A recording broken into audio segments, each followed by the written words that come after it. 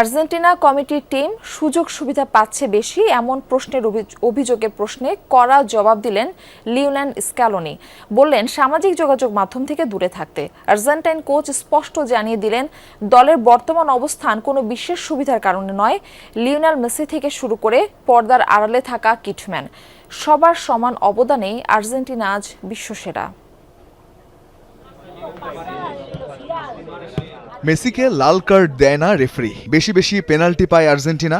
তাদের খেলা পড়ে দুর্বল দলের সাথে। কাতার বিশ্বকাপ জয়ের পর এসেছে নতুন বিশ্বকাপ, তবে আর্জেন্টিনাকে নিয়ে অভিযোগগুলো সেই পুরনোই আছে। আলবিসেলেস্তাদের বিশেষ সুযোগ সুবিধা পাওয়ার অভিযোগ নিয়ে সরগরম থাকে সামাজিক যোগাযোগ মাধ্যম। তবে এবার সেই বিতর্ক সরাসরি ধেয়ে এলো বিশ্ব চ্যাম্পিয়নদের সংবাদ সম্মেলনেই, আর তাতেই কড়া জবাব আর্জেন্টিনা কোচ লিওনেল স্ক্যালোনির।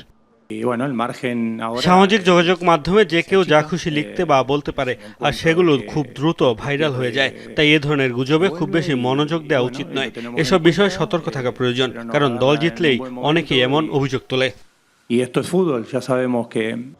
কেপ ভার্দের বিপক্ষে শেষ ৩২-এর ম্যাচের আগে সংবাদ সম্মেলনে এই অভিযোগকে উড়িয়ে দিয়ে আর্জেন্টিনার বিশ্বকাপ জয়ী কোচ সামাজিক যোগাযোগ মাধ্যমকেই তোলেন কাঠগড়ায়। এসব বিষয়ে মনোযোগ না দিয়ে আর্জেন্টিনা কোচের চোখ আপাতত কেপ ভার্দে ম্যাচেই।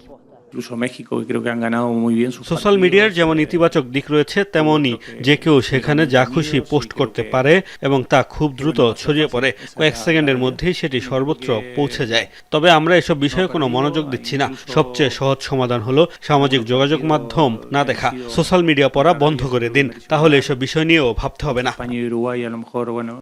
স্ক্যালোনি স্পষ্টই জানিয়েছেন দলের বর্তমান অবস্থান কোনো বিশেষ সুবিধার কারণে নয়, বরং মাঠে সবার সম্মিলিত ত্যাগের ফল।